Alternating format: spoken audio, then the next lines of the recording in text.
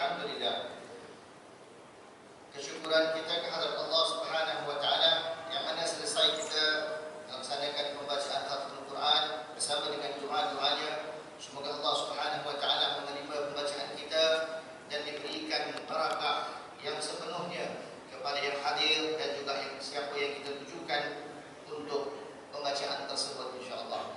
Alhamdulillah, satu kehormatan yang sangat besar sama-sama dapat kita hadir, dan saya sebagai salah seorang daripada pensyarah pada hari ini untuk haul yang sama-sama kita berkumpul, merasakan sangat besar hati untuk menyampaikan beberapa kalimat yang mana dapat kita pegang sebagai sesuatu oleh-oleh, ya, ataupun sesuatu yang dapat kita bawa pulang di dalam majlis ini, sesuatu ilmu, sesuatu keberkahan yang sama-sama dapat kita amalkan untuk kebersamaan kita seterusnya di dalam sisa kehidupan kita akhir-akhir ini, insya-Allah. Hadirin hadirat yang dirahmati Allah Subhanahu wa taala, sebenarnya kehadiran kita bersama pada pagi hari ini untuk mencari keberkahan, untuk mendekatkan diri kita kepada Allah Subhanahu wa taala, menerusi pembacaan Al-Quran, dan sama-sama kita memperingati seorang pejuang Islam, iaitu Habib Muhammad bin Ahmad As-Segaf. Jasa para pendahulu di tempatan kita ini telah banyak dapat menyebabkan kita untuk rasakan keselesaan yang ada di Singapura ini. Begitu dari awal November kita telah pun menyambut beberapa haul yang penting, iaitu haul Habib Muhammad bin Salim Al-Attas, diikuti dengan Habib Noor, diikuti dengan Maulana Abdul Alim Siddiq, dan ramai lagi. Kesemua majlis-majlis ini apabila kita hadir dan hadir bersama hati kita, maka kita akan dapat melihat sesuatu yang dapat kita pegang, mengambil contoh daripada para ulama ini yang telah melandaskan sesuatu yang sangat-sangat diinginkan sebagai seorang muslim. Nah, hadirin dan hadirat yang dirahmati Allah Subhanahu wa taala, mungkin pembicaraan pada pagi hari ini saya akan membicarakan tentang mereka-mereka ini, yaitu radhiyallahu anhum ajma'in, dan juga tentang diri kita. Bagaimana kita bersama-sama dapat boleh melihat apa sahaja contoh-contoh, apa sahaja yang telah dilandaskan oleh para ulama ini, dan juga para sesepuh ataupun para pendahulu kita yang telah melandaskan beberapa perkara-perkara yang sangat-sangat penting untuk meneruskan perjuangan kehidupan kita pada hari ini. Hadirin hadirat yang dirahmati Allah Subhanahu wa taala, Rasulullah sallallahu alaihi wasallam telah bersabda di dalam sebuah hadis riwayat Imam Muslim yang mana berbunyi, man dalla ala khair falahu mithlu ajri fa'ilih. Yang ini, barang siapa yang menunjukkan kepada amal kebaikan, maka dia akan mendapatkan pahala seperti mana orang yang mengamalkannya. Hadirin hadirat yang dirahmati Allah Subhanahu wa taala, cukuplah kalau kita memegang hadis yang baru saya sampaikan ini sebagai sesuatu yang mana ia menjadi landasan bagi semua kebaikan kita. Yakni Rasulullah sallallahu alaihi wasallam bersabda, barang siapa yang menunjukkan kepada kebaikan kepada orang ramai, kepada masyarakat, kepada orang di sekitarnya, apabila orang tersebut melaksanakan perbuatan kebaikan tersebut, maka tidak sedikit pun pahala yang Allah Subhanahu wa taala berikan kepada orang tersebut. Orang yang menunjukkan kepada kebaikan tersebut mendapatkan pahalanya. Inilah sesuatu yang sangat-sangat besar, yang mana boleh saya dapat fikirkan ataupun boleh saya dapat gambarkan betapa besarnya perjuangan daripada para ulama kita, daripada tokoh-tokoh ulama yang ada di Singapura dan di beberapa tempat juga. Mereka berpegang kepada apa yang disabdakan oleh Rasulullah sallallahu alaihi wasallam dan mengejarkan diri mereka untuk melaksanakan perbuatan ini demi untuk mendapatkan pahala. Kita lihat sahibul haul Al-Habib Muhammad bin Ahmad As-Segaf. Beliau merupakan seorang kaya raya. Beliau merupakan seseorang yang telah memberikan segala kebijakan untuk masyarakat yang ada pada waktu tersebut untuk mendapatkan keselesaan, di mana inilah di antara sesuatu Ansar bersama dengan Habib Muhammad bin Salim Al-Attas, mereka mewakafkan masjid untuk masyarakat mendapatkan ibadah di dalamnya dengan penuh keselesaan. Hari ini pembacaan Al-Quran anda, semalam ada beberapa jemaah yang melakukan solat Isyak di sini, Maghrib, Zuhur, Asar, Subuh, semua pahala tersebut akan didapatkan oleh sahibul hul kerana beliau telah pun melaksanakan wakaf ini. Itulah yang dimaksudkan dengan sabda Nabi Muhammad SAW tadi, man dalla ala khair falahu mithl ajr fa'ili. Barang siapa yang melandaskan satu kebaikan, yakni memberikan sesuatu, dia berikan sejadah, dia berikan sedikit wang, dia berikan sesuatu yang dia infak, ataupun dengan pemikirannya dia telah melaksanakan sesuatu yang menselesakan jemaah, baik Muslim ataupun yang bukan Islam di luar sana, maka apa sahaja perbuatan tersebut adalah kebaikan. Maka apabila kebaikan tersebut dilaksanakan kepada seseorang, daripada seseorang, maka orang yang menunjukkan kebaikan tersebut mendapatkan pahalanya. Inilah yang anda boleh bawa pulang untuk melaksanakan segala sesuatu. Boleh difikirkan, kalau anda nak yang biasa-biasa saja, bolehlah anda masukkan tabung $10, $20, $50 di dalam tabung, dan anda akan mendapatkan manfaatnya daripada apa yang dibelikan, apa yang dilaksanakan oleh pihak masjid di mana-mana sahaja. Maka anda akan masuk di dalam ruangan pahala yang orang tersebut melaksanakan. Makanya inilah sesuatu ataupun yang dapat kita laksanakan di dalam kehidupan kita untuk mendapatkan saham yang mana kita akan memerlukannya di perjuangan yang seterusnya, yaitu perjalanan alam barzakh dan seterusnya juga alam-alam yang dimaksudkan daripada perjalanan kehidupan kita ini. Hadirin dan hadirat yang dirahmati Allah Subhanahu wa taala. Hadis tersebut merupakan sebuah hadis yang boleh kita sandarkan, kita pegang sebagai sesuatu yang menyemangatkan diri kita untuk melaksanakan segala amal perbuatan yang dikatakan kebaikan yang membuahkan pahala. Hatta kalau seseorang itu membeli air, yang mana air tersebut merupakan air mineral yang diberikan kepada para jemaah yang dapat minum, yang seseorang itu pada waktu tersebut haus, dan dengan air tersebut menjadikan ia seseorang yang lebih selesa dalam pada dia melakukan ibadah, anda mendapatkan pahala daripada perbuatan anda tersebut. Nah, inilah yang dimaksudkan daripada seseorang yang dapat menggunakan apa yang ada di dalam penyampaian Rasulullah SAW untuk kebaikan dirinya sendiri. Pada kesempatan dan waktu ini kita lihat kepada sahibul qaul Habib Muhammad bin Ahmad As-Saqqaf. Beliau adalah seseorang yang telah membina dan menumbuhkan Madrasah As-Saqqaf Al-Arabiyah. Kemudian beliau juga telah memperkenalkan kampung MFTA. Kemudian beliau juga telah membina rumah anak yatim. Beliau juga telah membina makam Waliullah Al-Habib Nuh bin Muhammad bin Ahmad Al-Habsyi. Masya Allah, perjuangan yang seperti ini di dalam tahun 18-an sampailah sekarang ini dapat kita menikmatinya bersama, dan setiap daripada amalan kita, Masya Allah, kembali kepada sahibul hul. Ini adalah, beliau bukan seorang ulama, beliau bukan seorang yang mengajar kepada ilmu, tetapi setiap seseorang yang masuk di dalam madrasah tersebut, yang mendapatkan ilmu tersebut, beliau juga mendapatkan pahala. Inilah yang saya maksudkan daripada hadis yang telah anda dengarkan, hadis sahih yang mana kita boleh gunakan untuk menyemarakkan semangat kita melaksanakan segala amal kebaikan. Inilah pertanyaan yang saya nak tanyakan kepada diri saya, selalu saya tanyakan kepada diri saya, dan saya menggalakkan anda menanyakan kepada diri anda semuanya. Bagaimanakah kontribusi ataupun bagaimanakah sesuatu yang anda dapat sampaikan kepada masyarakat kita untuk menyemarakkan lagi keadaan ibadah, yang mana apabila orang tersebut melaksanakan ibadah, anda juga akan mendapatkan pahala. Ulama-ulama kita, mereka berpegang kepada prinsip, mereka berpegang kepada tariqah, mereka memegang kepada apa yang diajarkan oleh guru mereka sebelumnya. Kita melihat sesuatu yang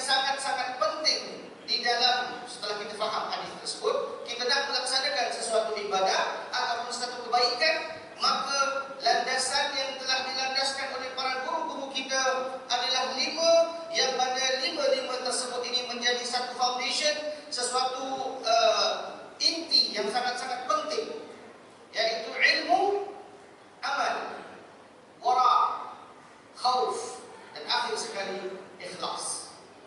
Mereka berpegang kepada 5 prinsip ini, kemudian mereka melaksanakan ibadah mereka. Apa yang kita dapat pada hari ini adalah ilmu yang saya sampaikan menurut apa yang telah diajarkan oleh saya, oleh guru-guru kami. Kita sampaikan kepada anda mendapatkan ilmu, tinggal anda mengamalkannya sahaja. Tapi ada lagi 3 condition, ada lagi 3 syarat yang mana menyebabkan ilmu anda terangkat, dan anda akan melihat salah satu daripada tanda-tanda seseorang yang mengamalkan 5 perkara ini adalah sahibul haul, adalah Al-Habib Muhammad bin Ahmad Al-Abdas, adalah Al-Habib Nuh bin Muhammad bin Ahmad Al-Habsyi. Beliau telah hidup beratus tahun, yakni telah meninggal beratus tahun, tetapi amalan-amalan apa yang kita lihat, apa yang telah mereka laksanakan disebut-sebutkan, dan itulah di antara ciri-ciri bukti yang mana landasan 5 ini diguna pakai oleh mereka, dan mereka mendapatkan apa yang kita sedang laksanakan pada hari ini, iaitu memperingati mereka demi untuk mengikuti jejak langkah mereka supaya kita mendapatkan maqam daripada sisi Allah Subhanahu wa taala yang diridai. Apabila kita melihat ilmu adalah sesuatu yang diwajibkan untuk kita mempelajari sesuatu itu, apalagi ilmu wajib seperti melakukan solat dan sebagainya. Apabila anda tidak mengamalkannya, maka kosong, sia-sialah, tidak manfaatkan ilmu yang telah anda pelajari. Apabila anda tidak masukkan di dalam ilmu tersebut dengan amalan anda wara, yaitu berjauhan daripada sesuatu yang tashbih, yaitu yang tidak jelas, kemudian anda tidak masukkan dengan takut segan, dengan rasa silu, dengan rasa malu dengan Allah Subhanahu wa taala, sedangkan anda melaksanakan kebaikan tersebut. Apabila anda tidak ada ikhlas di dalam perbuatan anda, maka sia-sialah perbuatan tersebut. Nah, 5 landasan ini adalah merupakan satu prinsip, satu pegangan tarikat Alawi yang sedang intishar, yang sekarang ini diamalkan oleh masyarakat seluruhnya. Apabila tidak anda amalkan 5 perkara tersebut, telah saya katakan tadi, sia-sialah amalan anda. Maka kita perlu memegang dengan memahamkan 5 prinsip ini untuk kita sama-sama meneroka, memperjuangkan bendera Islam dengan melaksanakan segala sesuatu menurut kemampuan kita, daripada segi kemampuan yakni kemampuan mal, ataupun kemampuan harta kita, ataupun kemampuan fikiran kita, ataupun kemampuan tenaga kita. Semua daripada kita sebenarnya layak untuk melaksanakan semua kebaikan, untuk mendapatkan pahala yang lebih besar lagi. Kalau anda mempunyai wang, kalau anda mempunyai harta, seperti mana yang telah ditunjukkan oleh Habib Muhammad bin Ahmad Sekar, anda boleh melaksanakan segala sesuatu yang menunjukkan kepada kebaikan. Jika anda kurang kemampuan di dalam harta, maka anda dapat melaksanakan dengan penuh semangat sesuatu fikiran, sesuatu yang anda inisiatkan, mulakan. Apabila anda landaskan dia di dalam satu tempat, di mana tempat tersebut dapat melaksanakan apa yang anda idea anda, maka anda akan membuahkan pahala tersebut walaupun anda tidak melaksanakannya. Cukup boleh saya berikan satu contoh, adalah mungkin masjid ini tidak ada doa masuk masjid, doa keluar masjid, doa masuk toilet. Anda dengan fakrah anda memberitahu Ustaz Syahban, Ustaz boleh tak saya tuliskan dengan khat saya, kerana anda mempunyai ilmu untuk tulis dan sebagainya, maka anda buat dan anda tampilkan di masjid. Seseorang yang membaca doa tersebut, anda mendapatkan pahala. Begitu jugalah kalau anda tidak mempunyai kemampuan dalam segi harta, anda tidak boleh fikirkan sesuatu, anda mempunyai tenaga, bolehlah anda kemas-kemas masjid, bolehlah anda melaksanakan segala sesuatu yang menggunakan tenaga anda. Dengan anda melaksanakan hal tersebut, anda mendapatkan pahala yang disebutkan sebagai hadis tersebut, orang yang menunjukkan kepada kebaikan, maka orang lain yang melaksanakan perbuatan tersebut dengan mendapatkan keselesaan tersebut, anda mendapatkan pahala daripadanya. Alhamdulillah, yang saya berikan sebagai salah satu prinsip daripada yang terakhir tersebut adalah ikhlas, yang mana menurut kefahaman fakir sendiri sendiri, Anda perlu mendefinisikan niat Anda ataupun mengeluarkan niat Anda ketika Anda melaksanakan sesuatu amal ibadah itu. Maka itu adalah sesuatu yang sandarkan perbuatan Anda tersebut. Maka itulah yang akan menjadi pahala buat diri Anda. Setiap amalan tergantung kepada apa yang Anda niatkan. Sebuah hadis yang sangat-sangat kita gunakan.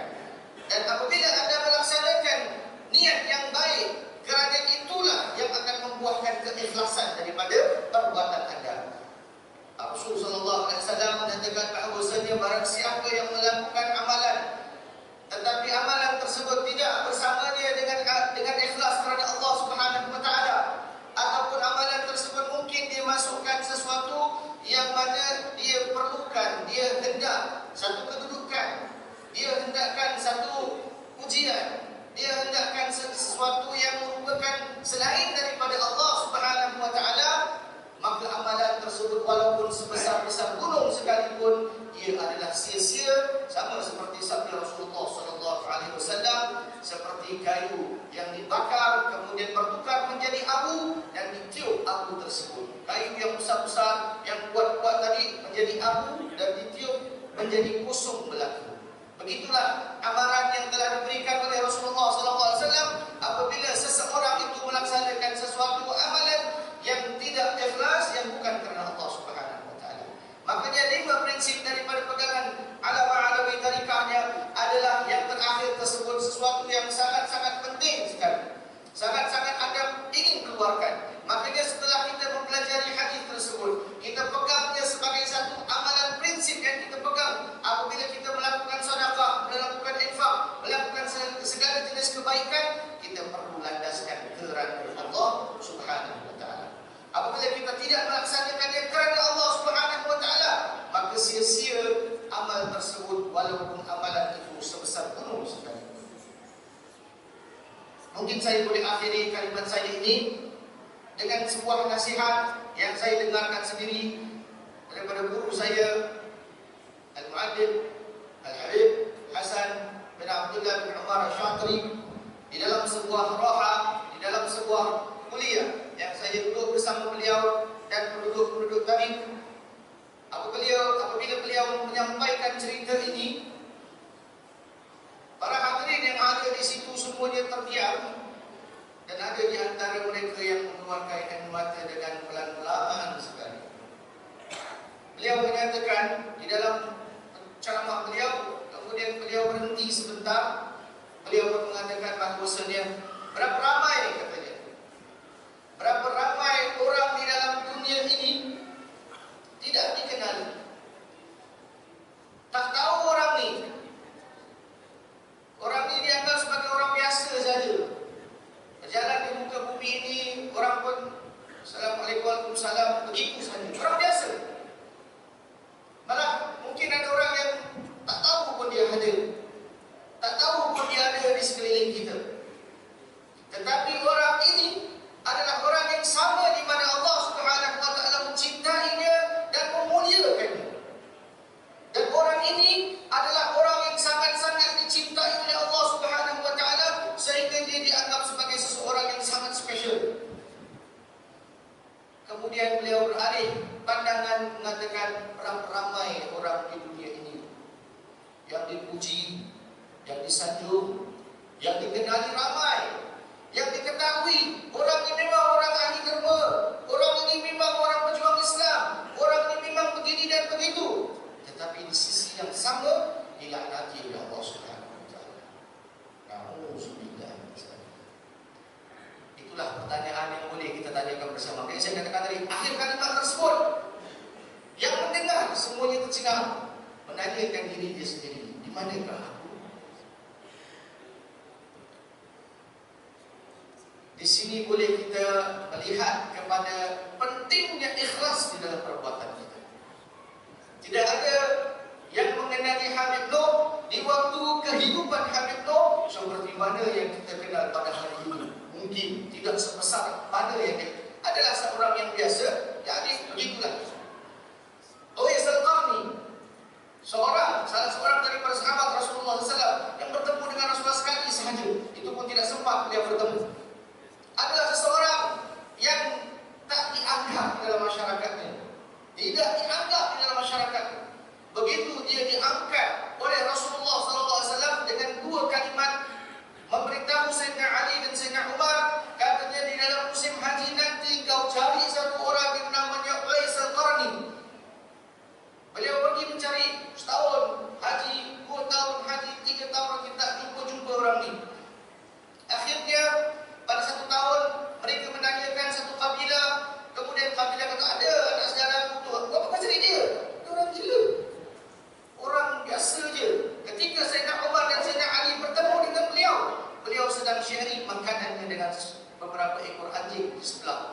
sampah.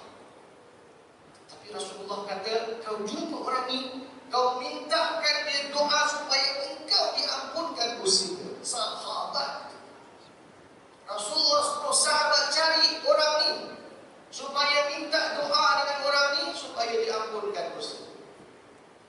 Dan orang ni siapa? Tak dikenali, biasa saja. Orang yang makan bersama dengan anjing, ketika dia lihat di situ sahabat datang di situ, beliau bercakap-cakap dengan anjing tersebut, ini hak kau yang telah Allah berikan rezeki kau, ini hak aku. Makan. Nah, begitulah dia. Ikhlas adalah sesuatu yang sangat penting yang dapat kita sama-sama resap untuk jadikan prinsip kehidupan kita bersama dengan ilmu yang telah disampaikan oleh para guru kita, yang mana kita dapat sempat untuk mendengarkan beberapa hadis yang kita sampaikan supaya dapat ia menjadi satu pegangan kehidupan kita, agar sama-sama kita meneroka kehidupan ini mendapatkan keberkahan dan rahmat daripada Allah Subhanahu wa taala. Sekian, itu saja yang dapat saya sampaikan untuk kali ini. Sama-samalah kita berdoa agar kita dapat barakah daripada perhimpunan pada hari ini, dan sama-sama kita berjumpa di mahsyar dengan keadaan yang diridai Allah Subhanahu wa taala, dan sama-sama kita akan masuk ke dalam syurga Allah Subhanahu wa taala. Sekian, wabillahi taufiq wal hidayah. Wassalamualaikum warahmatullahi wabarakatuh. Waalaikumsalam warahmatullahi wabarakatuh. Yang kita ingin menyampaikan kalimah yang berpuasa dan meningkat bersama kita di satu masa usaha sesuatu yang menyampaikan dalamnya pada tafadhol masyaallah.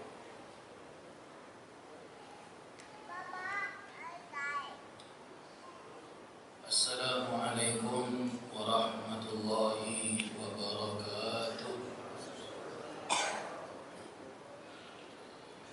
Al-Mukarram, para alim ulama, wabil khusus Syekhana wa murabbina Sayyidil Imam Al-Alim Al-Alama Ad-Da'iyah ila Allah Al-Habib Musa Al-Kadhim bin Ja'far As-Saqqaf. Al-Mukarram, para sadatina al-alawiyin dari keluarga As-Saqqaf. Al-Mukarram, para masyayikh, para asatidzah, ad-da'iyah ila Allah, akhina al-karim Ustaz Ilyak Al-Ali man ta'ala Allah bih.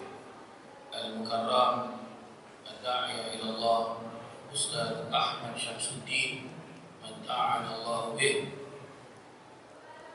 Dan tidak lupa juga kepada Imam Masjid Hajjah Fatimah, akhina al-karim Ustaz Sya'ban man ta'ala Allah bih. Muslimin, muslimat, hadirin, hadirat yang dirahmati Allah Subhanahu wa ta'ala. Wa hamdan li rabbin khassana bi Muhammadin wa anqadhana min dhulmatil jahli wad dayajiri. Alhamdulillah alladhi hadana bi 'abdihi al-mukhtar man da'ana ilayhi bil idni wa qad nadana. Labbaik ya man dallana wa hadana, labbaik ya Rasulullah, labbaik ya Nabi Allah, labbaik ya Habib Allah, sallallahu alaihi wa ala alihi wa sahbihi wa sallam. Alhamdulillah, bersyukur kita kepada Allah Subhanahu wa ta'ala. Kita pada hari ini dapat sama-sama kita berkumpul di rumah Allah, di Masjid Hajjah Fatimah yang diasaskan oleh seorang ulama, yang diasaskan oleh seorang Al-Habib As-Sayyid Syarif, dan yang diasaskan oleh seorang dari Ahli Baitin Nabi sallallahu alaihi wasallam, yaitu yang kita haulkan pada hari ini, memperingati wafatnya beliau almarhum al-maghfur lah Al-Habib Muhammad bin Ahmad As-Saqqaf radhiyallahu anhu. Moga-moga Allah Subhanahu wa ta'ala Dan mudah-mudahan ahli keluarga beliau, keturunan-keturunan beliau, sanak saudara beliau, dari keluarga As-Sagaf khususnya, dan daripada keluarga yang lain secara amnya, dari golongan orang-orang Arab sampai ke orang-orang Ajam, moga-moga kita semua mendapatkan barakah dari sahibul haud. Hadirin hadirat yang dirahmati Allah Subhanahu wa taala. Kenapa kita mengadakan haud? Apa tujuannya kita mengadakan haud? Kalau kita belajar kitab fikih, yang dimaksudkan al-haul dalam bahasa Arab disebut al-haul, ya, al-haulu ataupun haulun, dan sudah di bahasa Melayu kan haul. Apa maksud haul? Kalau kita buka kitab fikih, artinya 1 tahun, itu haul. Contoh, kalau kita melaksanakan zakat, mesti haul, cukup setahun baru masalah zakat tersebut. Dan kenapa, ada apa dengan majlis haul ini? Ada apa dengan majlis haul ini? Boleh senang untuk kita faham. Majlis haul juga, kalau kita buka Al-Quran, kita tidak akan jumpa surah haul. Tak akan jumpa juz Al-Quran. Juz berapa ni? Juz haul. Tak ada juz haul. Tak ada. Tapi di dalam Al-Quran, Allah Subhanahu wa taala menceritakan kepada kita kisah-kisah yang ada di dalam Al-Quran. Baik itu merupakan kisah Nabi SAW ataupun para anbiya yang lain, nabi-nabi yang lain yang disebut nama-namanya mereka di dalam Al-Quran, menceritakan kita tentang keadaan mereka oleh Allah Subhanahu wa taala. Maka di situ kita boleh faham bahawasanya haul pun ada dalam Al-Quran, kerana memperingati orang yang telah wafat dan kita membaca riwayat hidupnya yang dalam bahasa Arab disebut manaqib, history, sejarahnya.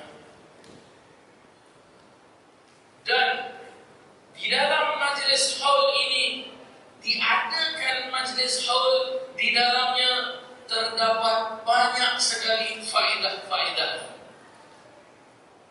Tadi kita boleh lihat majlis haul ini dimulai dengan majlis khatam Al-Quran. Setelah itu dibacakan tahlil dan sebagainya. Di dalam majlis tersebut dibacakan Al-Quran.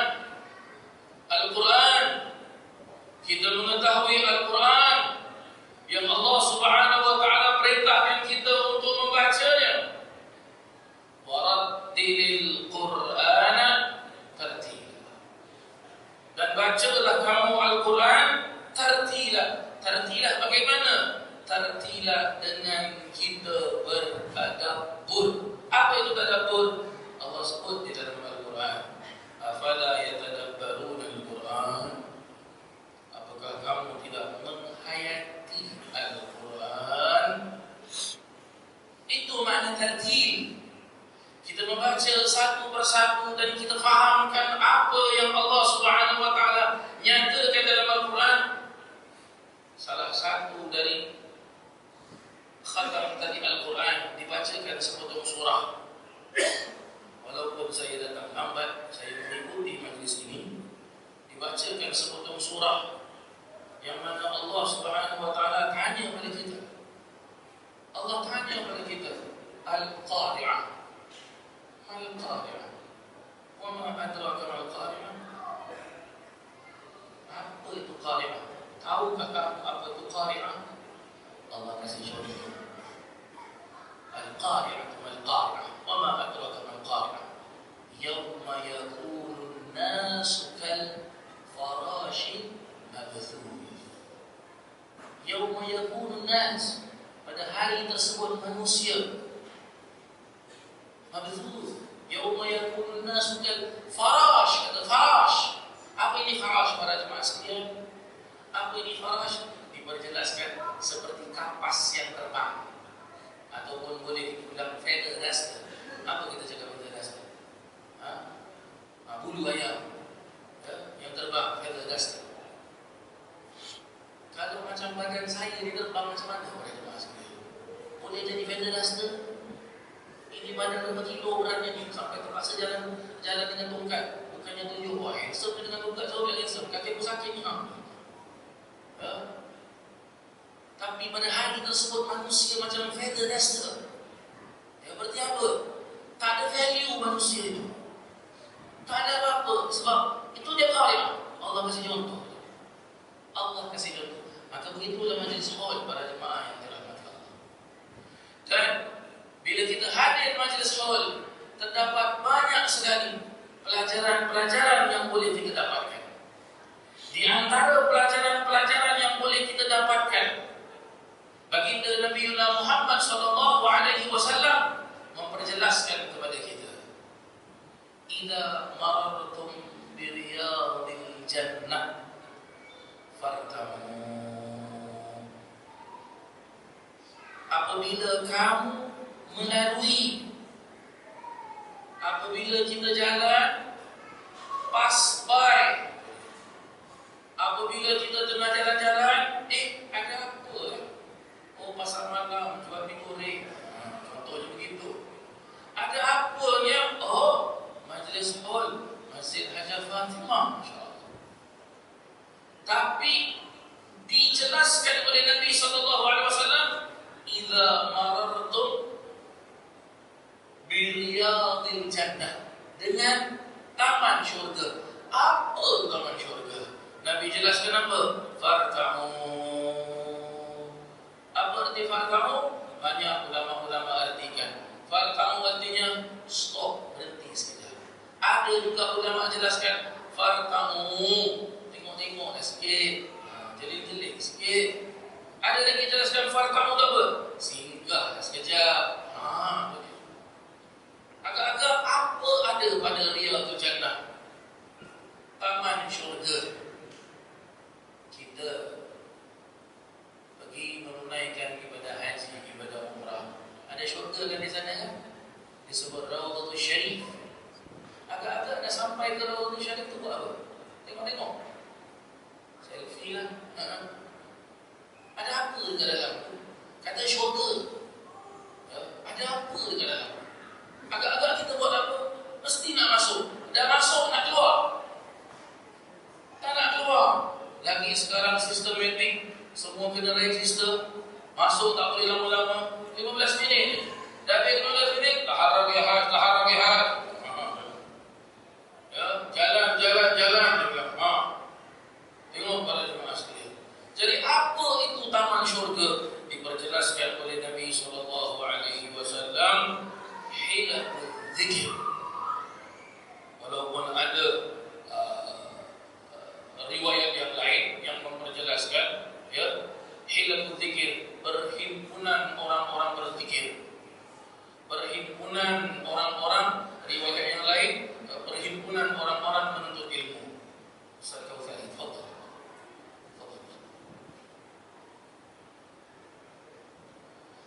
Maka di dalam perhimpunan inilah yang disebut dengan hilatul zikir. Orang-orang yang berhimpun berzikir. Seperti tadi kita berzikir, Ustaz, tadi kita baca Al-Quran, khatam Al-Quran. Maka ada orang-orang yang berzikir dengan Al-Quran. Ada orang-orang yang berzikir dengan Al-Quran. Contoh, kita ada di Masjid Al-Habib Muhammad bin Ahmad As-Saqqaf, yang kita masyhur di Singapura jelas Masjid Hajjah Fatimah Bishur. Kalau kita telusuri sejarahnya, datuk beliau ini iaitu yang disebut dengan Al-Faqih Al-Muqaddam Al-Thani, Sayyidina Syekh Abdul Rahman As-Saqqaf radhiyallahu anhu wa ta'ala. Apa wirid beliau? Diperjelaskan di dalam riwayatnya, manaqibnya. Pagi khatam Al-Quran 4 kali, petang khatam Al-Quran 4 kali, malam khatam Al-Quran 4 kali. Itu wiridnya para jemaah sekalian. Salah satu daripada beberapa wiridnya.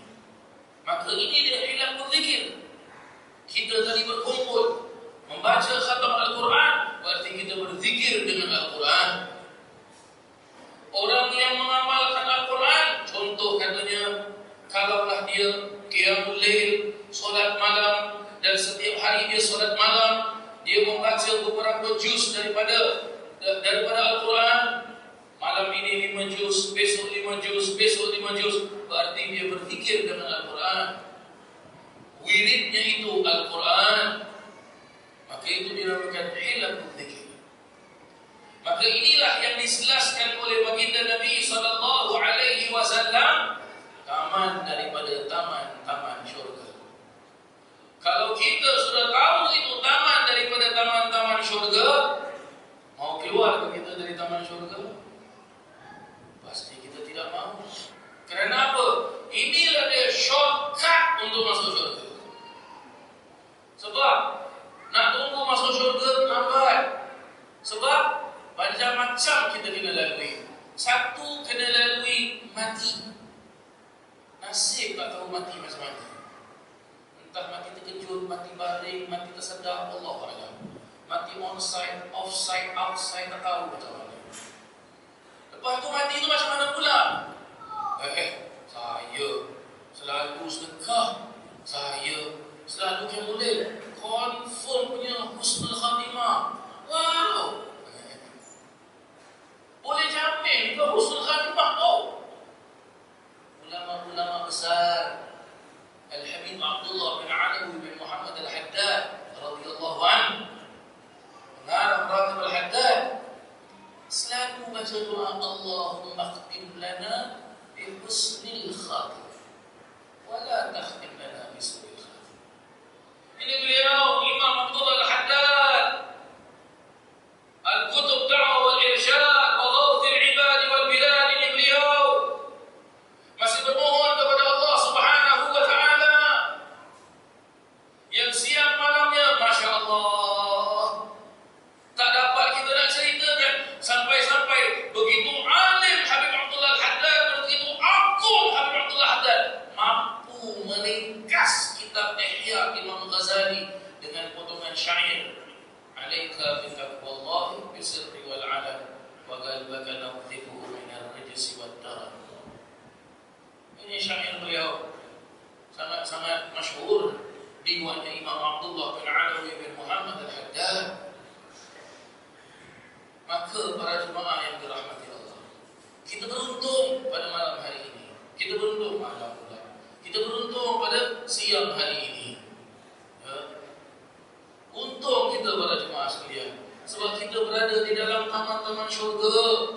Untung, Masya Allah, Alhamdulillah, Allah kurniakan kesihatan pada Ustaz Syaban, dapat beliau mengadakan haul. Dan dengan sebabnya sahibul haul Habib Muhammad bin Ahmad As-Saddaq, inilah kita masuk ke dalam Riyadhul Jannah. Masya Allah, Masya Allah. Maka apa lagi faedah-faedah haul yang boleh kita dapatkan di sini para jemaah yang dirahmati Allah Subhanahu wa taala. Baginda Nabi SAW pernah bersabda dengan sebuah hadis yang beliau memperjelaskan, tidaklah duduk sebuah kaum berzikir kepada Allah Ta'ala, melainkan mereka akan dikelilingi illa hafathumul malaikah, melainkan mereka dikelilingi oleh para malaikat. Dan mereka bagaimana pula? Akan ghasyiyatuhumur rahmah, dihujankan rahmat oleh Allah Subhanahu wa taala. Wa nazalat 'alaihim sakinah, dan diturunkan kepada mereka ketenangan, keamanan, kedamaian, ketentraman. Wa dzakarallahu wa dzakarahumullahu fi man 'indah. Dan Allah Subhanahu wa taala menyebut mereka di depan para malaikat Allah Ta'ala. Lihat para jemaah yang dirahmati Allah, Nabi sendiri memperjelaskan tidak ada di antara kaum aku yang duduk kecuali duduknya mereka hanya untuk ini. Hanya untuk ini. Dan bila kita dah duduk seperti ini, berarti apa? Kita di bawah rahmatnya Allah Subhanahu wa taala. Kita dikelilingi oleh para malaikat, yang mana setiap malaikat menunggu daripada setiap diri kita ini apa doa yang akan dibaca. Tadi kita membaca khatam Al-Quran, maka diangkat oleh malaikat. Orang ini mempunyai hajat, dia datang ke majlis haul, maka dia berdoa dengan berkat majlis haul, Allah angkat darjatnya. Orang ini sakit, datang majlis haul, dan banyak para alim ulama itu sakit, mereka datang majlis haul dengan apa? Biniyati syifa, dengan niat ubat, dengan niat untuk mendapatkan penawarnya. Ini dia sakit yang obatnya Masya Allah. Awak masuk hospital, kalau spesialis datang, sakit apa? Cuba awak cakap lagi. Awak boleh kasih saya antibiotik, yang mana antibiotiknya majlis haul. Ada? Panadol majlis haul. Ada? Tak ada. Paracetamol majlis haul. Ada? Tak ada. Hanya di majlis haul saja kita dapat semua. Ini ubat hakiki, obat batini. Kalau obat hakiki seperti ini, obat batini seperti ini, kita mendapatkannya, maka obat zahiri kita semuanya akan apa? Semuanya akan senang, semuanya tidak ada yang akan susah. Ini majlis haul para jemaah sekalian. Dan di samping itu dihujankan rahmat oleh Allah Taala. Hujan bagaimana para jemaah yang dirahmati Allah? Hujan di sini dijelaskan dalam hadis. Hujan kalau dalam bahasa Arab, kita belajar bahasa Arab, hujan disebut maqar. Itu hujan. Hujan para jemaah sekalian, sampai lebat, banjir, air naik dan sebagainya. Itu hujan. Tapi di sini Allah jelaskan, ya, wa ghasyiyat. Alhamdulillah, dulu kita dari kekal telah datang, Masya Allah.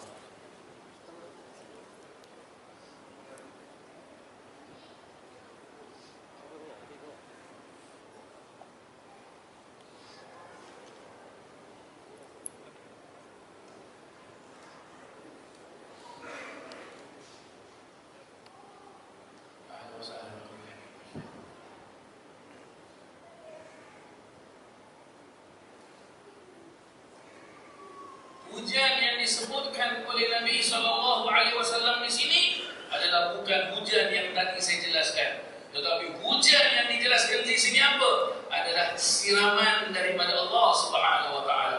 Bagaimana disiram oleh Allah Subhanahu Wa Taala? Itulah dia yang selalu diajarkan oleh para alim ulama kita, yang selalu diajarkan oleh para habaib kita, para masyayikh kita. Selalu apabila datang bulan-bulan yang penuh dengan barakah, contoh sebentar lagi datang bulan Rajab, setelah itu datang bulan Syaban, setelah itu datang bulan Ramadan. Selalunya kita memerlukan apa para jemaah sekalian? Dijelaskan oleh para jemaah, dijelaskan oleh para alim ulama, berhati-hatilah kamu pada malam pertama daripada bulan tersebut. Dan berbahagialah bagi sesiapa yang mendapatkan pandangan rahmat oleh Allah Subhanahu Wa Taala pada malam tersebut. Maka ini yang kita dapatkan para jemaah yang dirahmati Allah. Dan saya ringkaskan, cukuplah para jemaah sekalian, tak payah panjang-panjang. Guru kita pun dah datang, ya, guru kita dah datang. Saya ringkaskan apa dia para jemaah sekalian. Dan fadilatnya majlis haul ini, Allah menyebut nama kita, setiap kita disebut di depan malaikat. Apa maksud disebut di depan malaikat? Dijelaskan oleh para alim ulama. Tidak ada satu pun dari kita yang keluar dari majlis haul ini kecuali telah mendapatkan maghfuran, pengampunan dari Allah Subhanahu Wa Taala. Mudah-mudahan kita semua mendapatkan pengampunan dari Allah Subhanahu Wa Taala, dan mudah-mudahan segala hajat-hajat kita dimakbulkan oleh Allah Subhanahu Wa Taala, diterangkan kehidupan kita, hati-hati kita dengan cahaya nur Nabi Muhammad sallallahu alaihi wasallam. Rabbi fanfa'na bi barakatihim wahdina al-husna bi hurmatihim wa amitna fi tariqatihim wa mu'afatin min al-fitani. Ya Rabbi wajma'na wa ahbaban lana fi dhalika al-firdaus ya rajwana bil Mustafa salli alaihi wa alihi ma harakat rihus sabah absana. وصلى الله على سيدنا محمد وعلى آله وصحبه وسلم والحمد لله رب kasih, mohon maaf. Wassalamualaikum warahmatullahi wabarakatuh.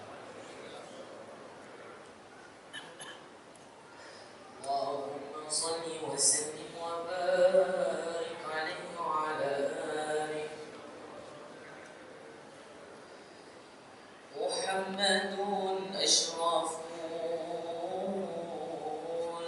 a'rabi wal ajami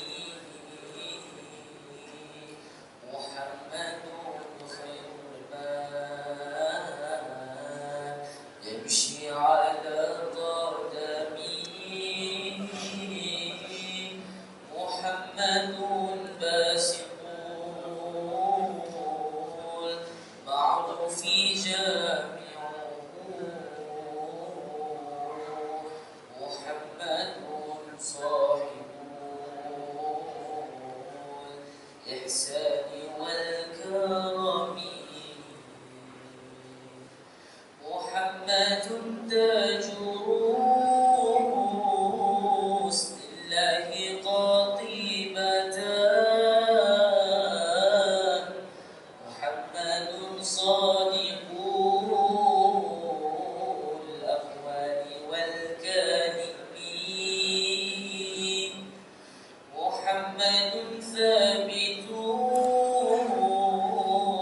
mithaqi hafidhuhu Muhammadun tayyibul akhlaqi wasyiyami Muhammadun huwiyat min nuri dinatuhu Muhammadun lam yazal nuran minal qidami Muhammadun hakimun bil adli syarafi Muhammadun ma'limul in'ami wal hikami Muhammadun khairu khalqillahi min mudari Muhammadun khairu ruslillahi kullihim Muhammadun dinuhu haqqun nadinu bihi Muhammadun mujbidan haqqan ala alamin Muhammadun dhikruhu ruhun li anfusina Muhammadun syukruhu fadlun ala al-umami Muhammadun zinatun dunya wa bahjatuha Muhammadun kashiful ummati wadh-dhulami Muhammadun sayyidun tabat manaqibuhu Muhammadun sadaqur rahmanu bin ni'ami Muhammadun safwatul bari wa khiratuhu Muhammadun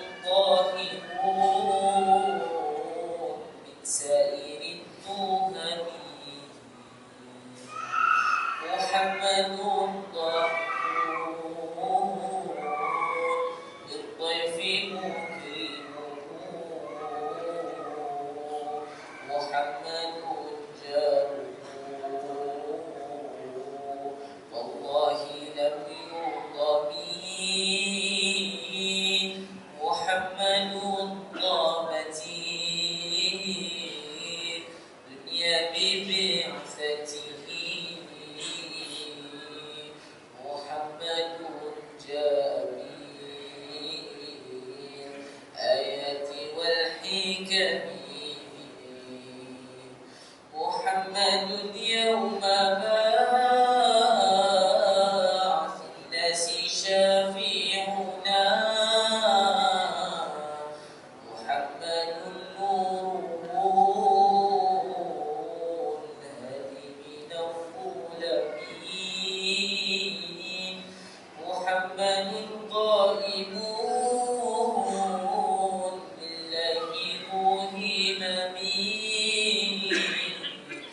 محمد خاتم المسلم كلهم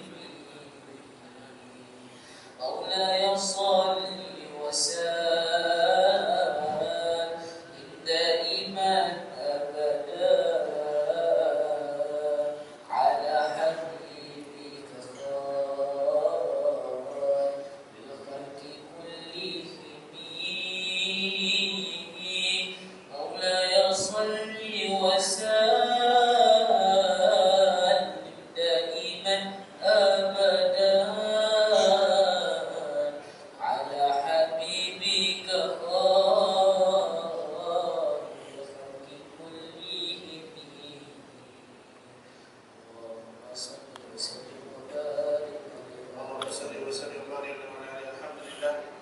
Dalam beberapa ceramah telah kita dengar sebelum ini daripada Ustaz Yahya Ali, daripada Ustaz Aziz Al-Tijah, dan insyaAllah alhamdulillah bersama kita ada guru kita yang mulia Da'i Allah Al-Habib Musa Al-Razim bin Ja'far Al-Sultan daripada Kota Karim. Syaraftuna bi hudumi Muhammad hadha majlis mubarakah. Tanpa membuang masa, kita menyebut kepada Habib untuk menyampaikan tausiahnya.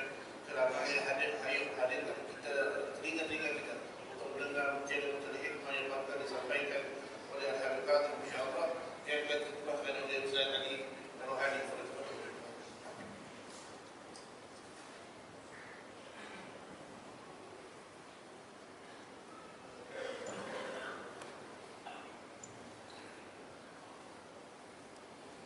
اللهم صل على محمد. الحمد لله كريم المنان الذي جمعنا وإياكم في هذا المسجد العظيم المبارك نتلقى الرحمات الإلهية والبركات الربانية. Alhamdulillah, kita bersyukur kepada Allah Subhanahu wa taala yang Maha Memberi, yang telah mengumpulkan kita di rumah Allah taala untuk kita mendapatkan rahmat serta keberkatan di rumahnya. وبسلوكنا وبحضورنا في مثل هذه المجالس نسلك سبيل السعادة الحقيقية. Dengan kita berada di rumah Allah taala, sebenarnya kita mengambil jalan untuk kebahagiaan yang sebenarnya. والسعادة الحقيقية التي تنبعث من باطن المؤمن ومن باطن المسلم. Kebahagiaan yang mana lahir daripada batin dalaman kita. والتي جعلها المولى سبحانه وتعالى مجموعة في الاتباع والاقتداء بالنبي المصطفى محمد صلى الله عليه وآله وصحبه وسلم. Yang mana kebahagiaan itu dengan kita ikut jejak langkah baginda Rasulullah sallallahu alaihi wasallam. غير هذا الطريق المستقيم الذي ليس فيه ارتفاع ولا انخفاض ولا يمنة ولا يسرى. Yang mana jalan ini yang tidak ada terlalu tinggi, terlalu rendah, terlalu ke kanan, terlalu ke kiri. يحاول الناس الحصول على السعادة في هذه الحياة. Yang mana manusia mencari kebahagiaan dalam kehidupannya. ولكنهم يحاولون يتكسبونها من المؤثرات الخارجية. Yang mana dia menyangka bahawa kebahagiaannya daripada perkara-perkara luaran. وهي موضوعة وموجودة داخل قلوبهم وداخل مواطنهم. Yang hakikat kebahagiaan itu sebenarnya di dalam hati kita, dalam batin kita. السعادة الحقيقية لا تكون بالمؤثرات الخارجية بما يلبسه الإنسان من اللباس أو بما يأكله من الطعام أو بما يسكن فيه من البيوت.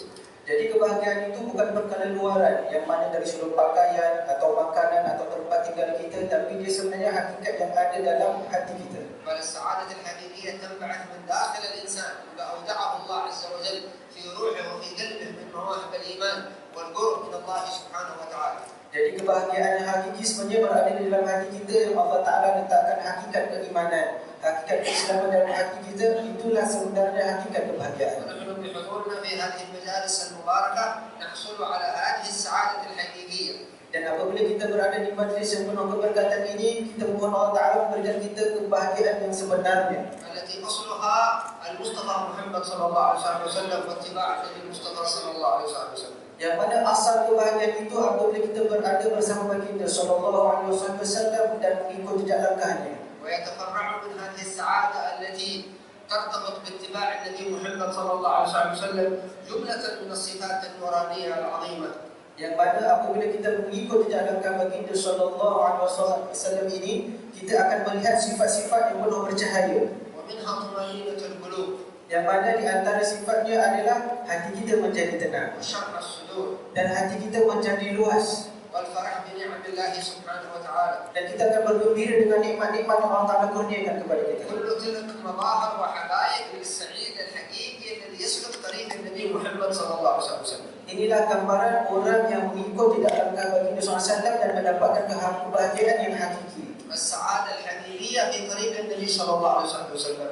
Kebahagiaan yang sebenarnya adalah dengan mengikut tidak langkah baginda sallallahu alaihi wasallam. اتباعه صلوات الله وسلامه عليه. Dan mengikut apa sahaja sunnah baginda sallallahu alaihi wasallam. ونحصل على أمر أعظم من كل ذلك. Dan kita akan mendapatkan perkara yang lebih besar daripada itu. وهو محبة الخالق الكريم والخالق الرحيم سبحانه وتعالى والخالق العظيم جل جلاله وتعالى في علاه. Yang mana kita akan mendapatkan kecintaan daripada Allah Subhanahu wa taala yang Maha Mulia, yang Maha Mengasihani kita. كما قال لنا مولانا سبحانه وتعالى قل إن كنتم تحبون الله فاتبعوني يحببكم الله ويغفر لكم ذنوبكم. Yang mana Allah Taala berfirman, yang maksudnya katakan, jika kamu mencintai Allah Subhanahu wa taala, maka ikutilah baginda SAW, maka Allah Taala akan menyintai kalian. أن شعور الإنسان بالمحبة مع أقاربه أو مع أصدقائه أو مع غيره من الناس يورثه نوعا من أنواع السعادة.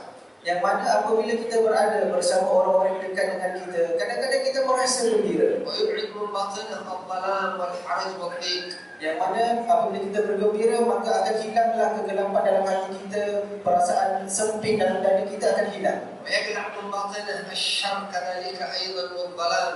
Yang mana kegelapan hati dan juga keburukan-keburukan semua akan terangkat. فكيف إذا امتلأت قلوبنا بمحبة نبينا محمد صلى الله عليه وسلم أو حصلنا على محبة الله جل جلاله وتعالى في علاه. Itu baru kalau kita bertemu dengan orang-orang yang rapat dengan kita. Apatah lagi kalau kita bersama dengan Allah Subhanahu wa taala dan bersama baginda SAW mendapatkan kecintaan mereka, maka akan terangkat lagi semua perkara-perkara yang telah kita sebutkan tadi. إذن علينا أن نلفت أنظارنا إلى حقيقة هذه السعادة التي يبحث الناس عنها. Maka adalah penting untuk kita memfokuskan mencari kebahagiaan yang sebenarnya yang telah kita sebutkan tadi. وهي باقتدائنا برسول الله صلى الله عليه وسلم. Yaitu dengan mengikut jalan baginda sallallahu alaihi wasallam. اقتداءنا برسول الله في صفاته وأخلاقه وأعماله. Kita mengikut sifat-sifat baginda SAW. Kita mengikut ibadah serta amalan-amalan yang dilakukan oleh baginda sallallahu alaihi wasallam. كان الحبيب محمد بن أحمد السقاف رحمه الله تعالى أحد هؤلاء الأفذاذ المهتدين بالنبي المصطفى محمد صلى الله عليه وسلم. Dan haulnya Habib Muhammad bin Ahmad ini, yang mana kalau kita lihat dia ini orang yang sangat mengikut jalan baginda sallallahu alaihi wasallam. كان مهتدٍ برسول الله صلى الله عليه وسلم بأعلى درجات الاقتداء. Jadi dia mengikut jalan baginda SAW dengan mengikut tahap yang tinggi. وهو الاقتداء بصفات النبي صلى الله عليه وسلم. Yaitu mengikut sifat baginda sallallahu alaihi wasallam. وكانت صفاته مشابهة لصفات النبي محمد صلى الله عليه وسلم. Yang mana sifatnya seiras dengan sifatnya baginda sallallahu alaihi wasallam. وكان قلبه مقاربا لقلب النبي محمد صلى الله عليه وسلم. Dan hatinya sangat terikat dengan baginda Rasulullah SAW. وعلى قدر ما يكون المؤمن قلبه مقاربا للمشاعر التي يحملها قلب النبي محمد صلى الله عليه وسلم. Yang mana kalau hati kita itu dekat dengan apa yang dirasakan oleh baginda sallallahu alaihi wasallam itu, يحوز سعادة الدنيا وسعادة الآخرة.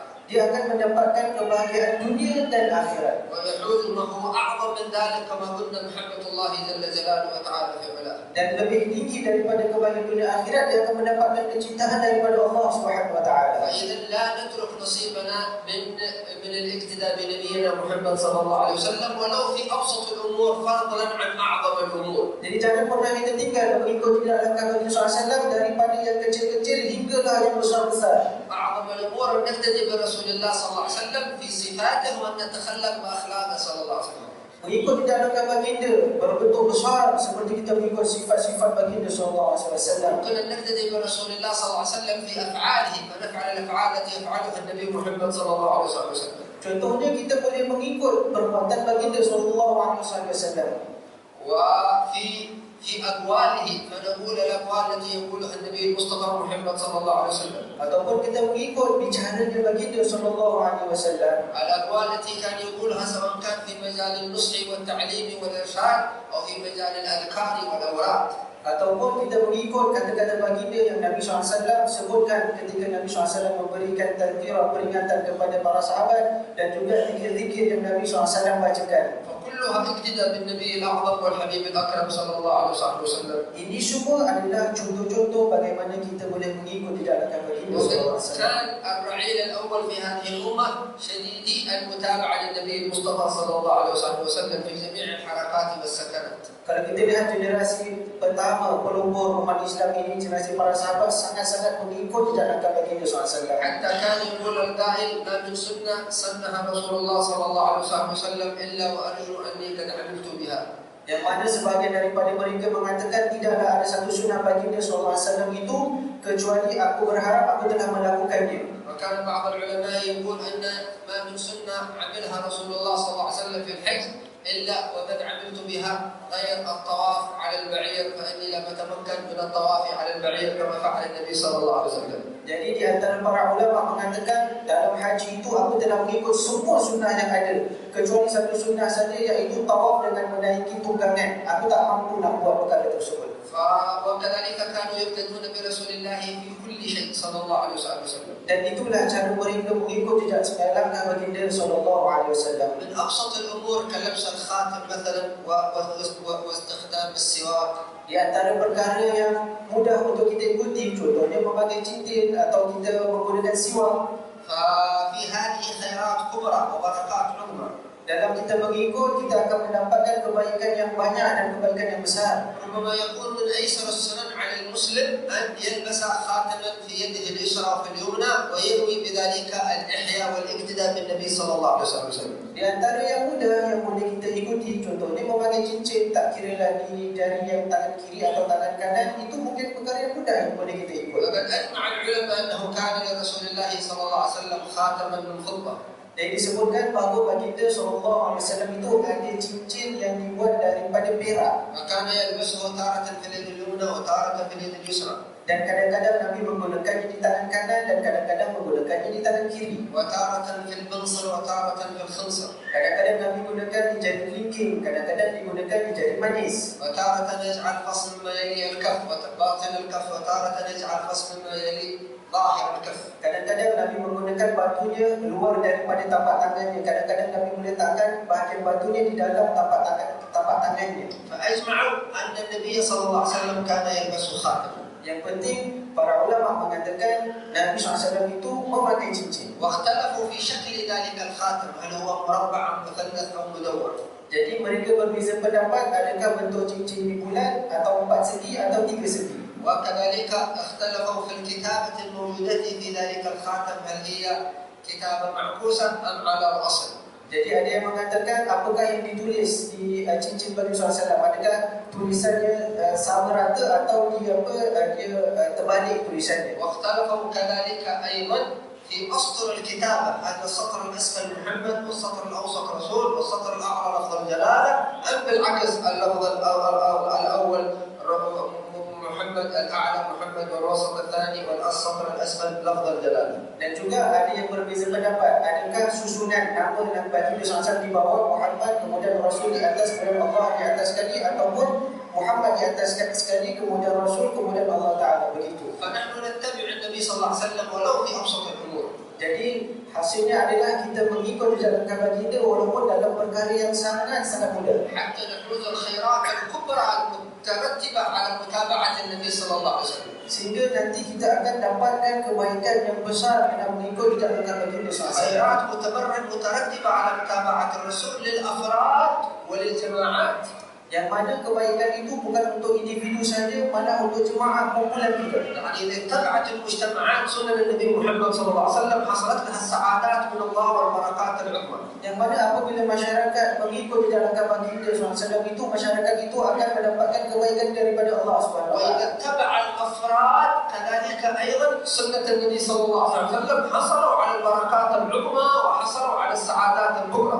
Yang mana individu tersebut juga akan mendapatkan kebahagiaan yang besar, yang agung daripada Allah SWT. فلنقتدي برسول الله صلى الله عليه وسلم. Maka marilah kita mengikut jalan kaki Nabi من SAW. ذلك أيضا نقتدي برسول الله وننشر بين أوساطنا سنة السواك للنبي محمد صلى الله عليه وسلم. Dan seterusnya adalah penting untuk kita menyebarkan sunnah baginda dalam menggunakan siwak. فأنها تترتب على هذا بركات في الدنيا وفي الآخرة. Yang mana keberkatannya bukan di dunia saja, malah di akhirat juga. بركات الدنيا في الحفظ من الأمراض بسبب سنن الرسول صلى الله عليه وسلم والحصول على العافية والصحة والسعادة والعمر الطويل ببركة الإكتة بسنن النبي صلى الله عليه وسلم. Yang mana di dunia apabila kita mengikut sunnah Nabi SAW dan siwak, kita dipelihara daripada penyakit-penyakit, daripada perkara-perkara yang mudaratkan diri kita. وانظروا كيف عندما نخالف سنن النبي صلى الله عليه وسلم تحصل الأمراض وتحصل الكوارث وتحصل الآفات عندما تبتعد المجتمعات والأفراد عن سنن النبي صلى الله عليه وسلم.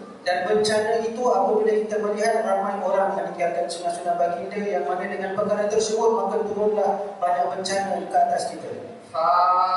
فهذا السواك إحدى السنن اليسيرة التي ممكن أن نتبع فيها النبي الأعظم محمد صلى الله عليه وسلم. Siwak di antara sunnah yang mudah yang kita boleh mengikut jejak langkah baginda sallallahu alaihi wasallam. وهو أمر مجمع عليه بين المذاهب الأربعة.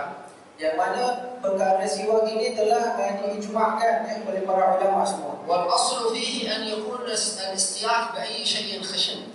Jadi asal penggunaan siwak itu menggunakan apa-apa saja benda yang kasar. ولكن الأكمل والأفضل بعود الأراك. Yang sempurnanya siwak menggunakan kayu yang namanya kayu arak. وبعروق شجرة الأراك التي كان يستخدمها النبي محمد صلى الله عليه وسلم. Dan yang lebih lagi adalah dengan kayu arak yang digunakan oleh baginda sallallahu alaihi wasallam. فنحن إذا انتشرت بيننا سنة السواك نستفيد 4 فوائد على أقل تقدير. Jadi kalau kita mengikut sunnah siwak, kita akan mendapatkan 4 faedah paling kurang. فوائد دنيوية وأخروية. Yang mana faedah ini kembali kepada dunia kita dan juga akhirat kita. وهذه الفوائد لا توجد إلا في السواك. Dan ini tidak ada kecuali pada siwak. قد يستخدم الإنسان فرشاة الأسنان ولكن لا توجد فيها الفوائد المعنوية الموجودة ولا الحسية الموجودة في عود الأراك. Yang mana kalau kita gunakan berus gigi biasa, mungkin faedahnya tidak ada seperti mana kita menggunakan kayu arak yang biasa digunakan untuk siwak. ولذلك نتمنى أن ينتشر عود الأراك مثل انتشار فرشاة الأسنان وأكثر، حتى الأطفال الصغار والبنات الصغار عندهن فرشاة الأسنان وأينهن من سنة سواك النبي محمد صلى الله عليه وسلم التي فيها الفوائد الدنيوية والأخروية. Yang mana kita berharap agar nanti satu hari nanti siwak ini kita mendapatkan seperti mana kita dapatkan berus gigi yang biasa. Anak-anak kita ada berus gigi dan sebagainya. Nanti kalau kita melakukan sunnah ini, semua orang akan menggunakan siwak seperti mana kita menggunakan berus gigi. حتى تقول الدراسات المعاصرة أن صحة الإنسان أو جسد الإنسان من صحة فمه. إذا كان فمه صحيحا كان جسده صحيحا. Jadi perubatan telah mengatakan bahawa kesihatan manusia ini tergantung dengan kesihatan mulutnya. Kerana apa yang kita masukkan melalui mulut, jadi bila mulut itu sihat, maka badan itu sihat. وحتى تقول الدراسات الجديدة المعاصرة أن عدم نظافة الفم له تعلق بتضيق الشرايين وله تعلق بأمراض القلب وله تعلق بالأمراض الباطنة، فإن الفم هو خط الدفاع الأول لباطن الإنسان، فإذا كان نظيفا كان جسمه صحيحا سليما، وإذا كان ليس كذلك كان جسمه مكشوفا للميكروبات وللجراثيم. فانظر كيف سنة النبي صلى الله عليه وسلم كان يشوص فاه وكان يستاق في كل حال. Jadi Nabi mengatakan bahawa bagaimana kalau kita lihat makanan yang masuk itu masuk pertama dari mulut kita. Apabila mulut itu bersih, maka badan kita akan mendapatkan sihat. Namun kalau mulut kita kotor, penuh dengan bakteria dan sebagainya, dan bila dia masuk, nanti kita akan mendapatkan sakit-sakit seperti kita ada penyakit jantung, urat-urat tersumbat dan sebagainya. Itu kerana apa? Kerana mulut kita kotor, tidak dibersihkan. وتقول بعض الدراسات أيضا إلى أن المادة الموجودة في عود الأراك لا يوجد مثلها أي مادة في مكافحة جراثيم الفم بالخصوص، فلا توجد في أي معجون من معاجين الأسنان، مع احترامنا لكل الشركات التي تصنع معاجين الأسنان. Yang mana Habib mengatakan bahawa di dalam kayu arak itu ada sejenis bahan yang tidak ada di perkara yang lain kecuali pada kayu siwak tersebut. Yang mana kalau kita lihat syarikat-syarikat yang mengeluarkan ubat-ubat gigi, dan kita menghormati apa yang telah mereka buat, namun apa yang mereka buat itu tidak ada tandingannya kalau nak dibandingkan dengan kayu arak yang kita gunakan untuk bersiwak. ومع تقديرنا لكل المجهودات المبذولة التي تطور معاجين الأسنان إلا أن سنة السواك وما يوجد في السواك ليس كما يقول النبي صلى الله عليه وسلم فحسب وشهادته كافية بل كما تقول الدراسات في عصرنا هذا. Yang mana kalau kita lihat sunnahnya siwak ini sebenarnya cukup dengan apa yang dikatakan oleh baginda SAW. Namun ia diperkuatkan lagi dengan kajian-kajian sains yang mengatakan kelebihan yang ada pada kayu siwak tersebut. فإن أردت جسدا جيدا وصحة جيدة فاعتني بفمك بسواك النبي محمد صلى الله عليه وسلم. Jadi kalau kita ingin badan yang sihat, maka ikutilah jejak sunnah baginda SAW dalam menggunakan siwak. ومن واظب على سنة السواك ممكن أن يصل سنه إلى 80 سنة وإلى 70 وإلى 90 ولا يسقط سنه ولا أضراسه أبدا كما هو مجرب لمن واظب على سنة سواك النبي محمد صلى الله عليه وسلم ولا توجد هذه الخصوصية في أي معدود من معاجين الأسنان. Habib mengatakan kalau kita gunakan siwak, mungkin kalau umur kita panjang sampai 70-80 tahun, gigi kita tak akan jatuh. Kerana kehebatannya yang ada bahan dalam siwak tersebut yang mana tak ada dalam ubat gigi yang biasa yang kita gunakan. وقد ابتدينا برجل في حضرموت وصل سنه إلى فوق 80. Jadi Habib mengatakan kita bertemu di Hadramaut ada orang yang umurnya lebih dari 80 tahun. هذا ابتدينا به ويوجد مثله ناس كثيرون. Dan ini banyaklah berada di sana. فكان سنه فوق 80 وكانت أسنانه كاملة. Yang mana kalau kita lihat giginya full, semua cantik, bersih. فاستغربنا نحن الحاضرون عند زيارة ذلك الرجل. Jadi bila kita berziarah kepada lagi tersebut, kita agak pelik. وسألناه ما هو السبب أن أسنانك قوية وكاملة؟ أي معجون أسنان أنت تستخدمها؟ Jadi aku bertanya, ini pelik, apa yang kamu pakai? Ubat gigi apa ni sampai gigi kamu rata bersih dengan umur kamu yang begini? فقال أنا لا أستخدم أي معجون. Dia kata aku tak ada pakai apa-apa toothpaste. كيف أسنانك قوية ونظيفة لم يتكسر منها شيء؟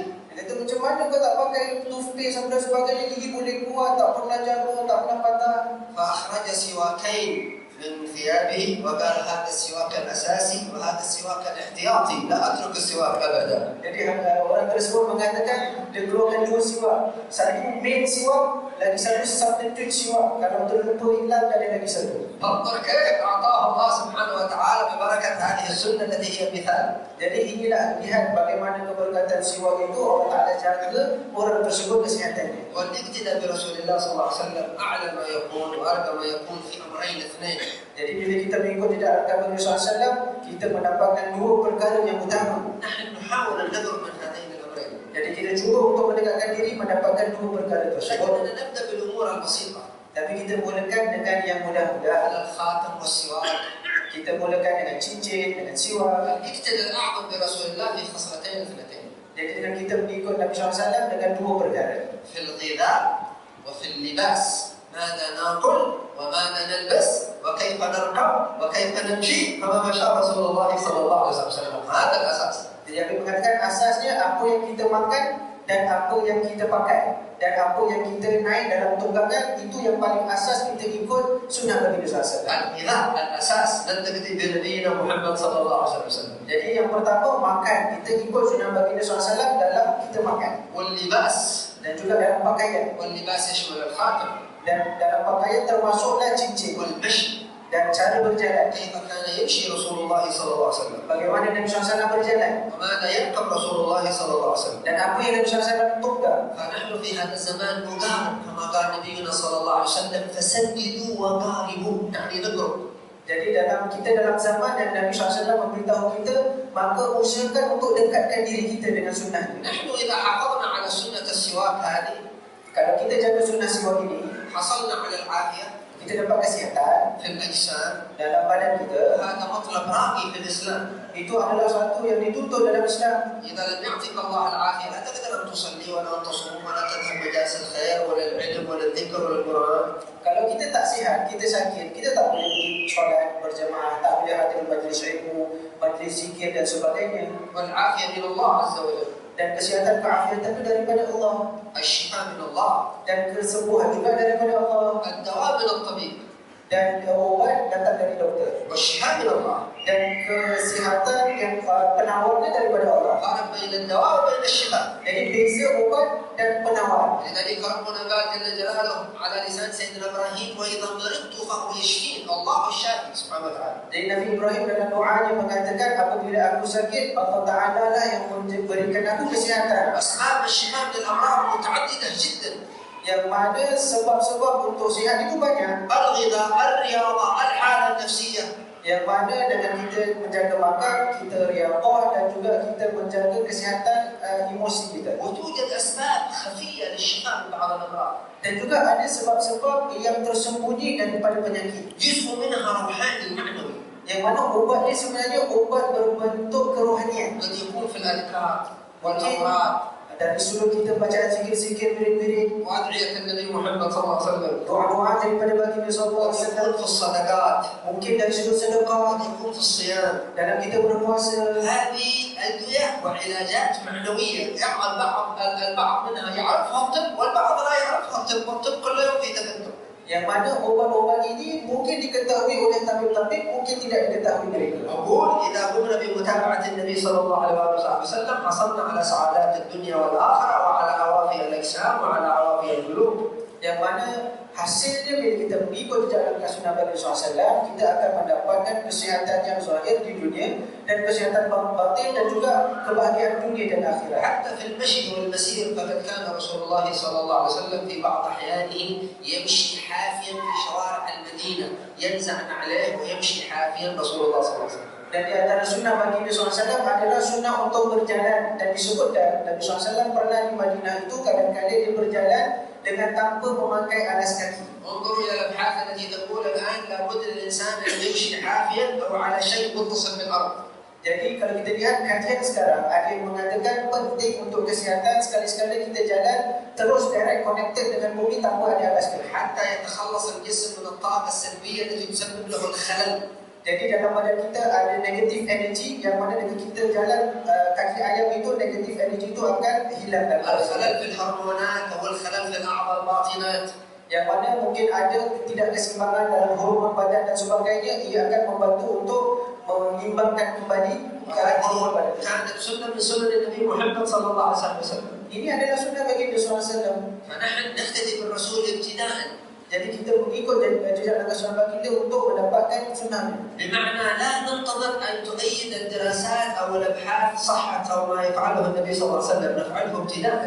Kita sebenarnya buat mengikut sunnah baginda, tak perlu untuk ada kajian-kajian doktor untuk mendorong kita untuk buat perkara tersebut.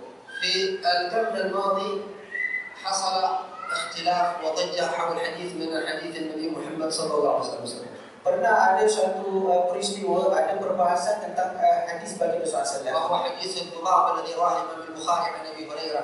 Yaitu hadis tentang lalat yang diriwayatkan oleh Abu Hurairah. والذي يقول فيه النبي صلى الله عليه وسلم إذا وقع الذباب في إناء أحدكم فليغمسه. Jadi yang disebutkan dalam hadis itu, kalau ada lalat yang masuk dekat minuman kita, maka kita tenggelamkan lalat tersebut. إن في إحدى جناحيه داء وفي الأخرى دواء. Yang mana kalau kita lihat pada sayap sebelah lalat itu ada racun dan sebelahnya ada penawar. قبل 100 عام وقعت ضجة كبرى واختلاف. Jadi pada 100 tahun yang lepas itu ada perbahasan yang sangat besar. أو 120 سنة تقريبا. Atau 120 tahun yang lepas. عندما طوروا الميكروسكوب العادي. Jadi bila orang sudah ada mikroskop dan boleh lihat. وخرجت دراسة تقول أن الذباب كلهم الآن بالجراثيم ولا يوجد أي في شيء اسمه دواء. Jadi kajian ketiga itu mengatakan mana ada lalat ni semua penuh dengan bakteria dan sebagainya, tak ada penawar. انقسم علماء الشرع إلى قسمين، قسم يؤيد الاكتشافات الحديثة بناء على أشياء يشاهدونها أمامهم بالميكروسكوبات، وقسم يقولون لا، طالما قال النبي صلى الله عليه وسلم في إحدى الجناحين داء وفي الأخرى دواء فكلام النبي هو الصواب صلى الله عليه وسلم. واتفق الآخرون كيف نحن نرى أمامنا لا يوجد أي دواء. Jadi para ulama di situ terbagi ke dua kelompok. Ada yang mengambil apa yang dia buat kajian, bila dia mengkaji tidak jumpa penawar, yang mengatakan macam mana kita nak cakap ni kalau kajian sains mengatakan tak ada penawar, tapi tetap ada para ulama mengatakan Nabi cakap ada penawar, aku percaya dan dia ada penawar di sebelah saya yang lain. واستمر الخلاف والتشقق بين الفريقين Jadi dua kumpulan tersebut berterusan dalam perbezaan pendapat. حتى ظهر باحث من أمريكا الملحد Jadi sehinggalah sampai seorang researcher daripada Amerika وعمل دراسة جديدة عن الذباب وكبر الذباب بالميكروسكوب الإلكتروني وصور الذباب ملون جعل لونه أجنحته بلون ورأسه بلون. Jadi bila dia mula mengkaji tentang lalat tu, mulalah dia kaji warna lalat tu, warna sayapnya apa dan sebagainya, semua very detail dah dia mengkaji tentang lalat. عرض أبحاثه عن الذباب في شاشة واسعة أمام المسلمين وغير المسلمين. Jadi dia mengadakan konferensi untuk menerangkan tentang apakah hakikat lalat itu kepada orang Muslim dan non-Muslim. وكبر الذباب بالميكروسكوب حتى صار يرى في الشاشة مثل الطائرة الذباب الصغير. Jadi sampai dia dibesarkan apa lalat tu, kalau orang tengok daripada gambar dah macam kapal terbang ni besar. ثم أثبت هذا الباحث الأمريكي بدراسته وقال كلام النبي العربي محمد صلى الله عليه وسلم فإنا اكتشفنا إحدى جناحي الذباب أكياس صغيرة جدا ملآنة بالدواء أشبه بأكياس القنابل في الطائرات الحربية فإذا صدمت تنفجر وتأتي الدواء. Jadi Habib mengatakan bila dia buat kajian tu, dia mengatakan kalau kamu lihat betul-betul dekat sebelah sayap tu ada macam bahagian tergantung itu, kalau tidak macam misal kalau kamu terbang ada misal tu jatuh meletup macam itulah, ada bahagian dekat situ kalau dia jatuh dia ada penawar dekat dalamnya, kena dekat air dia akan menjadi penawar bagi racun yang disebar. نحن إذا مهما سمعنا كلاما عن رسول الله صلى الله عليه وسلم فلنأخذه بالقوة واليقين. Jadi sekarang ni apa-apakah yang kita perlu buat kalau kita dengar hadis-hadis baginda, kita ambil dengan yakin. إذا سمعت قول النبي صلى الله عليه وسلم كما روى الإمام البخاري الحبة السوداء شفاء من كل داء إلا السام فهذا كلام مؤكد. ما يوجد أي شك. Dalam hadis disebutkan bahawa habatus sauda itu adalah penawar bagi semua penyakit kecuali mati. حتى أن بعض الباحثين الأوروبيين غير المسلمين قال إن قرأت 400 بحث عن الحبة السوداء. Ada seorang researcher daripada Europe, dia mengatakan aku baca 400 kajian tentang habatus sauda. وقال أنا أتناول الحبة السوداء مع أني لست مسلما والمسلمون أولى بذلك لأنها من كلام نبيهم محمد صلى الله عليه وسلم. Dia kata kerana kajian tu aku tiada hari makan habatus sauda, yang mana orang Islam yang sepatutnya lebih makan habatus sauda. ثم تساءل ذلك الباحث وقال هل يوجد دواء أشبه إلى الخيال يحفظ من جميع الأمراض ويعالج من جميع الأمراض؟ هل يوجد دواء هذا؟ هل سمعت أو قرأت في كتب التاريخ القديمة؟ Jadi orang bertanya kepada kau, ada dalam kajian kau jumpa tak satu ubat daripada beratus-ratus tahun yang dulu, satu ubat untuk semua penyakit, ada tak? فقال ذلك الباحث لا أجد جواب بعد كل هذه الدراسات والبحوثات إلا في شيء واحد فقط أقرب إلى هذا الدواء الخيالي وهو الحبة السوداء. هذا ممكن يكون حفظ من جميع الأمراض وشفاء من جميع الأدوية. Jadi kata dalam kajian itu aku hanya jumpa habatus sauda adalah yang boleh menjadi penawar untuk banyak penyakit, tak ada yang boleh lawan habatus sauda. فإذا نقتدي بنبينا محمد صلى الله عليه وسلم فيما نقدر أن نقتدي به. Jadi kita mengikut jalan sunnah Nabi SAW, mengikut kemampuan kita. ولو في لبس الخاتم Walaupun dengan memakai cincin, اجعل لك خاتما. jadi kita cari cincin. طالما أنت تحمل الخاتم الملائكة تكتب لك ثواب سنة النبي محمد صلى الله عليه وسلم. Selama kita pakai cincin, malaikat akan tulis kita mengikut sunnah Nabi SAW saat kita pakai ويجعل cincin. لك سواكا Dan kita cari siwak مع فرشاة الأسنان. dan kita gunakan juga berus gigi dalam kapur. فإنك باستخدامك للسواك تحوز على 4 خصال على أقل تقدير.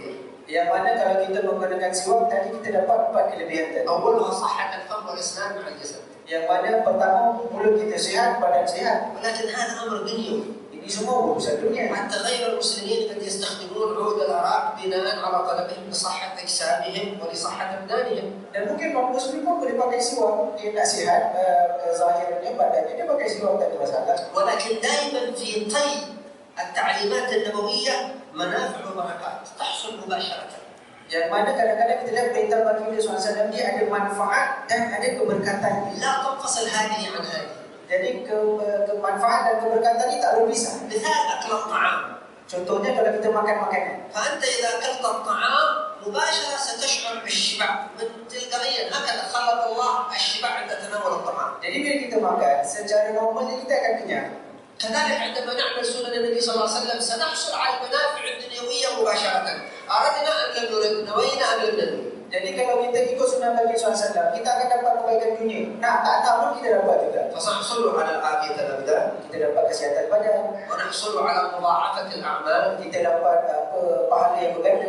فقد جاء عن ابن عباس بسند صحيح Yang mana ada hadis diriwayatkan oleh Ibn Abbas dengan sanad yang sahih. أن رسول الله صلى الله عليه وسلم قال: أن نصلي صلاة بسواك أحب إلي من أن نصلي 70 صلاة بدون سواك. Yang mana Nabi SAW mengatakan, untuk solat dengan siwak itu aku lebih suka daripada 70 solat tanpa siwak. ثم سنحصل بهذا السواك على مرضات الرب جل جلاله. Dan siwak itu akan mendapatkan keridhaan Allah. ثم سنحصل بذلك على معرفة عدونا الحقيقي وعدو الإنسانية الحقيقي الشيطان الذي يسبب الحروب والقروب والبلاء والفساد في هذه البشرية. Yang mana akan menjauhkan siwak itu daripada syaitan, yang mana dia adalah musuh kita yang menyebabkan kemusnahan di muka bumi, di peperangan, semua adalah disebabkan syaitan. الشيطان الأكبر المهندس للحروب والمهندس للفساد والمهندس للبعد عن الله. Sebenarnya syaitan dia punya arkitek yang paling dahsyat, yang di sebalik peperangan, perpecahan, pergaduhan, itulah belakangnya ada syaitan yang melakukan perkara tersebut. الذي يعادي البشرية بمختلف أجناسها وأديانها. Yang mana apabila kita berbeza antara bangsa-bangsa, antara kaum-kaum dan sebagainya, فنسأل الله أن يوفقنا والمسلمين لمتابعة النبي الكريم صلى الله عليه وسلم kita mohon Allah SWT memberi kita taufik hidayahnya untuk ikut sunnah bagi في kita الأقوال والأفعال dalam bicara, dalam perbuatan, والصفات الباطنيات، dan sifat-sifat batin كما مثل الحبيب بشرنا إلى الحبيب محمد بن أحمد السقاف seperti Habib Muhammad bin Ahmad As-Saqqaf, الذي كان مقتديا برسول الله صلى الله عليه وسلم بصفاته yang mana dia mengikut jalan sunnah bagi kita dalam sifatnya, وأقواله وأفعاله. dalam bicara, di dalam perbuatan. نسأل الله أن يسعدنا والمسلمين بهذا النور المبين بنور النبي صلى الله عليه وسلم، Allah Ta'ala memberikan kita kegembiraan dengan cahaya yang penuh terang menerangi, وأن يعمر أجسامنا بالطاعة والعافية وقلوبنا بالمحبة له صلى الله عليه وسلم. dan menjadikan jasad kita penuh ketaatan dan hati kita diberikan cahaya rahmatnya Allah. جعلنا وإياكم من المسلمين الكاملين Semoga Allah menjadikan kita orang muslim yang sempurna, أسبابا للهدايات وللترقيات وللسعادات. sebab untuk hidayah, sebab untuk orang meningkatkan diri mereka kepada آمين Allah. يا رب العالمين.